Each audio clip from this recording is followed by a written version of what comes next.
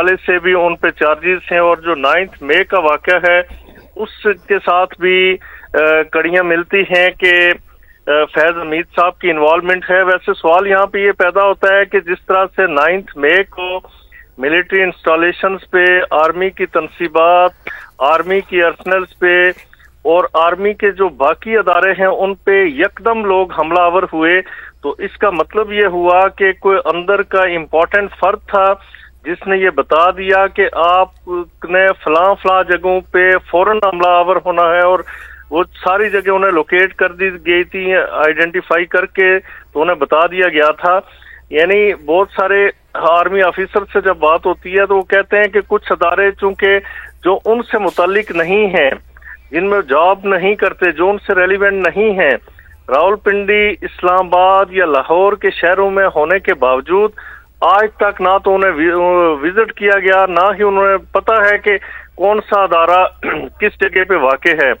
एक डॉक्टर को पता हो सकता है कि उनका रिहेबिलिटेशन सेंटर किधर है, उनका AFID किधर है, AFIP किधर है, MH या CMH किधर है, लेकिन जो उसके जो कंसर्न, जो उससे मुतल्लिक बाकी अदारे हैं या बाकी इंस्टीट्यूशंस हैं आर्मी के, वो उनके इल्म में नहीं होता। लेकिन यहाँ पे एक जो ले मैन है उसे भी पता था कि फलां जगह पे फलां आर्मी की इंस्टॉलेशंस हैं, आर्मी की तनसीबात हैं या आर्मी की बिल्डिंग्स हैं, आर्मी के अदारे हैं, लिहाजा वो फौरन एक मुनज़्ज़म प्लानिंग के तहत उस पे हमलावर हुए। तो मैं समझता हूँ कि इस तरह के वाक़यात के पीछे इन ही लोगों का शायद हाथ था, जिसकी वजह से मुल्क को नुकसान पहुंचा, इस अदारे को नुकसान पहुंचाने की कोशिश की गई। जो मुल्क की सिक्योरिटी थी, जो मुल्क की सेफ्टी थी, तो उसे डैमेज किया गया। तो ये मेरे ख्याल में एक मिसाल रकम होगी कि इतने बड़े ओहदे पे और इतनी बड़ी जिम्मेदारी पे फाइज जो DG ISI थे वो उन्हें उनका कोर्ट मार्शल होने जा रहा है, और फिर जाहिर है मैं समझता हूँ कि इनकी जो इन्वेस्टिगेशन होती है वो बड़ी ही सॉलिड ग्राउंड्स पे होती है। इस तरह से नहीं होता हमारी पुलिस की तरह या बाकी इस तरह की जो सिविल एजेंसीज हैं उनकी तरह। ये पहले अपनी इन्वेस्टिगेशन मुकम्मल करते हैं, देखते हैं, प्रोब करते हैं पूरी तरह से, फिर हाथ डालते हैं और फिर उससे फॉर्मल इन्वेस्टिगेशन की सूरत में या फॉर्मल जो उसका कंक्लूजन है या जो फॉर्मल उसका आउटकम है वो सामने आता है। बिल्कुल बिल्कुल। तो इसी मामले को मैं लेकर जाऊंगा तलत हुसैन साहब की जानिब। तलत साहब, जैसे कि जिक्र भी कर रहे हैं और वो बात भी कर रहे हैं राजा खालिद साहब भी, कि बहुत सॉलिड ग्राउंड्स हैं और जो इन्वेस्टिगेशन है वो यकीनी तौर पर अब मुकम्मल हुई होगी, जिसके बाद अब चार्जशीट किया गया है। तो इसका मतलब है ऐसा कहा जा सकता है कि इस नौयत का केस हमें माजी में नहीं मिला अब तक? जी, माजी में जो चार्जेस की वसत है उस एतबार से देखें तो हमें केस नहीं मिला। जिस तरह बताया जा रहा था कि बुनियादी तौर पर तो एक हाउसिंग सोसाइटी से इस मामले का आगाज हुआ, लेकिन जब चार्जेस आहिस्ता आहिस्ता खुल के सामने आने शुरू हुए, जो आज फ्रेम हुए हैं बाकायदा, तो उसके अंदर तो फुल रेंज मौजूद है। आपको अथॉरिटी की अब्यूज भी नजर आती है, आपको रियासत के वसाइल का गलत इस्तेमाल भी नजर आता है, आपको अपनी पोजीशन का गलत इस्तेमाल भी नजर आता है, कौमी मफादात का नुकसान भी नजर आता है। ये 9 मई से हटके मैं बात कर रहा हूँ। लेकिन बड़ा सवाल जो चार्जेस फ्रेम हुए उस हवाले से ये होगा कि वो DG ISI हो या DGC हो या GHQ के अंदर वो कमांड कर रहे हो या पेशावर कोर कमांडर हो, तो क्या जनरल फैज ये तमाम का तमाम नेटवर्क और तमाम का तमाम अब्यूज ऑफ अथॉरिटी जो है वो खुद से कर रहे थे या इनकी मुआवनत भी मौजूद थी? 9 मई की मुआवनत के हवाले से तो मेरे ख्याल में बड़ी संजीदा तफ्तीश जारी है, लिहाजा मैं उसके ऊपर कमेंट नहीं करूंगा कि वो तफ्तीश जारी है। जो चार्जेस फ्रेम हुए हैं, ये बड़ा सवाल उठेगा कि क्या उसके बारे में उस वक्त के आर्मी चीफ जनरल कमर बाजवा को पता नहीं था? क्या उनकी मिली भगत से या उनकी खामोश इंडोर्समेंट से काम नहीं हो रहा था? और कौन, चूंकि फौज का निज़ाम जिस तरह अभी बात हो रही है वो बहुत ही तगड़ा निज़ाम है।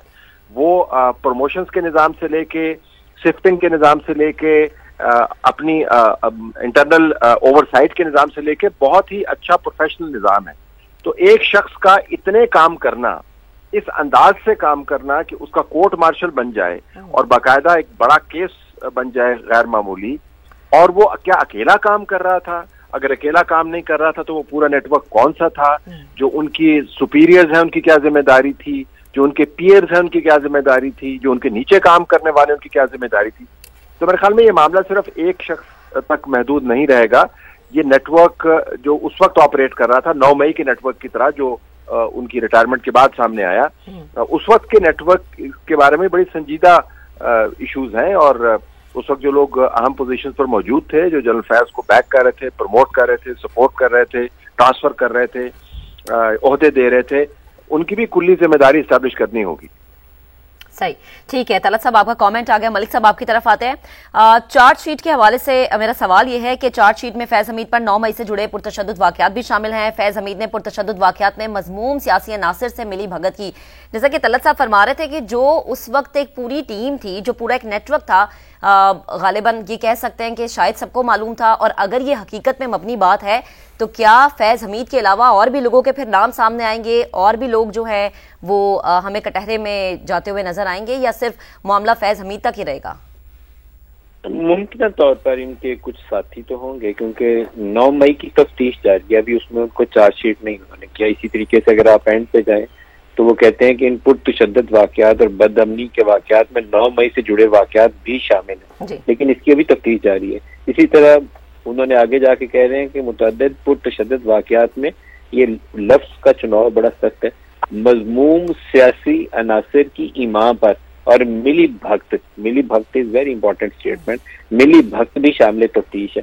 اس کے اوپر انویسٹیگیشن ہو رہی ہے. تو جب ملی بھگت ہو تو وہ ایک انڈیویجول کی تو نہیں ہو سکتی نا, کیونکہ 9 مئی ایک ایسا انسیڈنٹ تھا جب 200 کے قریب فوجی تنصیبات کے اوپر پروٹیسٹ ہوئے, یا ان کو ہٹ کیا گیا, کہیں آگ لگائی گئی, کہیں وہ کور کمانڈر ہاؤس والا واقعہ ہوا, کہیں وہ MM عالم بیس والا ہوا, ISI کے آفیسز ہٹ ہوئے. تو انڈیویجول ایکٹ نہیں ہو سکتا, یہ لارجر دین دیٹ ہوگا. لیکن اس میں اسکیل آف انوالومنٹ کتنے لوگوں کا تھا اور کس لیول کا تھا, یہ میں صرف بہت بڑا ایک چھکا ہی مار سکتا ہوں, اس کے اوپر کوئی انفارمیشن نہیں ابھی دے سکتا. 4-5 لوگ ایسے تھے جن کا ہمیں بہت اچھا تھا کہ 1 یا 2 کور کمانڈرز لیول کے لوگ تھے جن کو عہدوں سے ہٹایا گیا, 2-3 لوگ بریگیڈیئر لیول کے تھے جن کو جنرل فیض کے ساتھ گرفتار کیا گیا.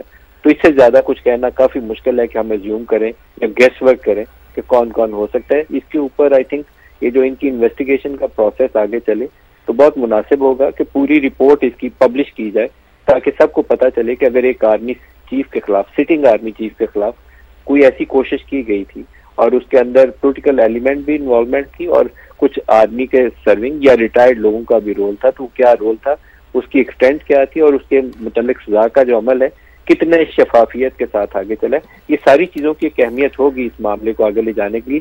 جنرل فیض حمید ایک کمزور پاکستانی نہیں ہے, ایک آرڈنری پاکستانی نہیں ہے جس کو پکڑ کے کہیں کہ مسنگ پرسن بنا دیا یا غائب کر دیا گیا.